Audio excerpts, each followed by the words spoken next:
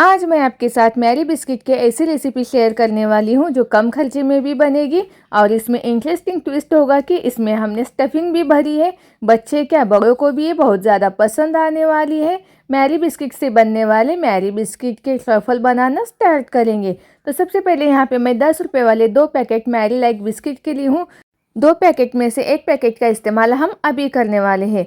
तो चलिए एक पैकेट को खोलते हैं और उसमें के बिस्किट निकालते हैं। तो ले लीजिए एक कोई भी बाउल या फिर कोई बर्तन, उसमें आप डालेंगे बिस्किट। तो एक पैकेट में यहाँ पे 15 बिस्किट है। इसे अब हम क्रश करेंगे और मिक्सी जार में डालकर इसका फाइन सा पाउडर बना कर लेंगे। तो देखिए हाथ से आसानी से ही टूट जाते हैं। तो चलिए अब हम इसका पाउडर बना कर लेते हैं। इसे पीसते वक्त हमें यहाँ पे और कोई भी चीज़ ऐड नहीं करनी है। तो देखिए मैंने इसे इस तरह से पीस कर ले लिया है। अब हम इसे एक निकालेंगे एक बर्तन में या फिर बाउल में।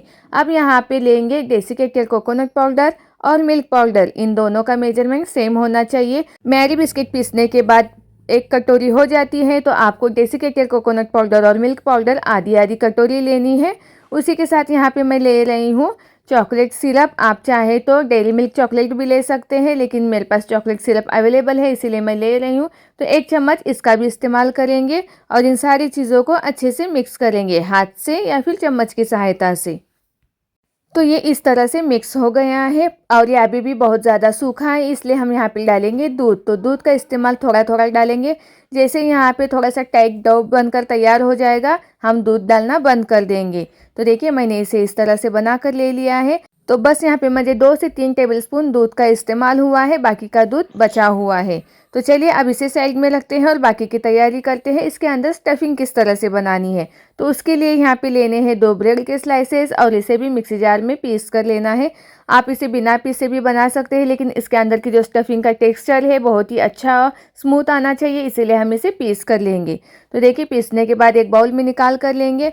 अब हम इसमें ऐड करेंगे 2 टेबलस्पून मिल्क पाउडर और 1 चम्मच पीसी हुई चीनी और उसी के साथ यहाँ पे हम डेसिकेटेड कोकोनट पाउडर का भी यूज़ करेंगे। 2 चम्मच लेने हैं सिर्फ और इन सारी चीज़ों को दूध के साथ अच्छे से मिक्स करके लेंगे। दूध का इस्तेमाल ज़रूरत होगा उतना ही, टेबलस्पून से एक एक चम्मच करके डालिएगा, जिसकी वजह से ये बहुत ज़्यादा पतला नहीं होगा।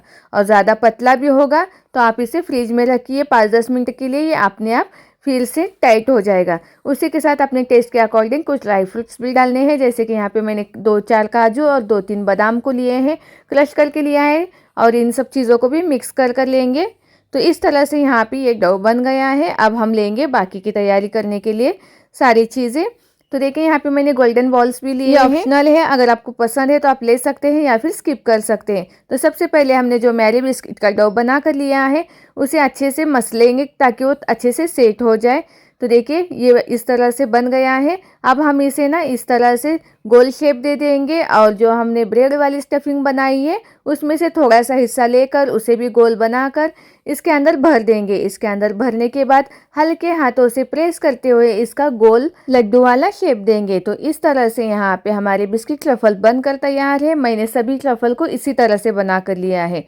तो देखिए यहाँ पे जो गोल्डन बॉल है उसका इस्तेमाल हम इस वक्त करने वाले इस स्टफिंग के अंदर, ताकि जब हम इसे खोलेंगे तो ये दिखने में भी और खाने में भी बहुत मज़े के लगेंगे। इस तरह से यहाँ पे हमें घी की भी कोई ज़रूरत नहीं है, इसे शेप देने के लिए आसानी से शेप बन जाता है। तो इसी तरह से मैंने सारे लड्डू यानी ट्रफल्स बना कर ले लिए हैं।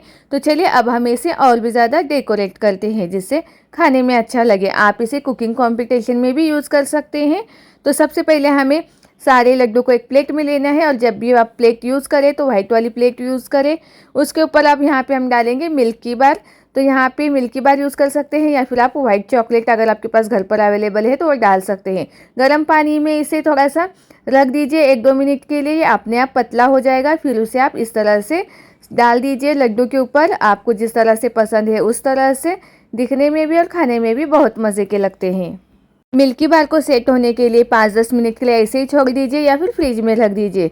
तो वापस से यहाँ पे मैं वाइट वाली प्लेट ले रही हूँ और जो मैंने पाउडर बनाई थी मैरी बिस्किट की उसी में से थोड़ा सा मैंने बचा कर रख दिया था इस तरह से गार्निशिंग के लिए। अब इसे भी डालेंगे और मैरी बिस्किट के दूसरे वाले पैकेट में से यहाँ पे मैंने 4 बिस्किट के बीच वाला हिस्सा इस तरह से कट करके ले लिया है। इसे शेप देने के लिए कोई छोटा गोल वाला चीज़ का इस्तेमाल कीजिए या फिर छोटी वाली पानी की बोतल का ढक्कन यूज़ कर सकते हैं, उसके अंदर से आप इसे शेप दे सकते हैं। तो सारे लड्डू ट्रफल्स हम अब इसमें रख देंगे और अपनी पसंद के हिसाब से इसके ऊपर आप कोई भी चीज़ से गार्निश कर सकते हैं, लेकिन गार्निश करने के लिए खाने वाली चीज़ों का ही इस्तेमाल कीजिएगा। कुकिंग कंपटीशन में आप इसे ले जाने वाले हैं तो यहाँ पे मैंने जेम्स का इस्तेमाल किया है, जिसकी वजह से बहुत ही ज़्यादा कलरफुल लगे।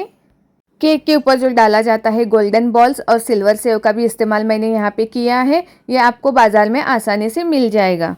तो लग रहा है ना मज़े का और टेस्टी। तो चलिए वीडियो को लाइक कीजिए, चैनल पर नए हैं तो चैनल को सब्सक्राइब कीजिए, क्योंकि कुकिंग रिलेटेड इस चैनल से बहुत कुछ सीखने को मिलता है। तो चलिए मिलते हैं अगली वीडियो में, तब तक खाना बनाते रहिए और खाते रहिए। जज़ाकल्लाहु खैरू।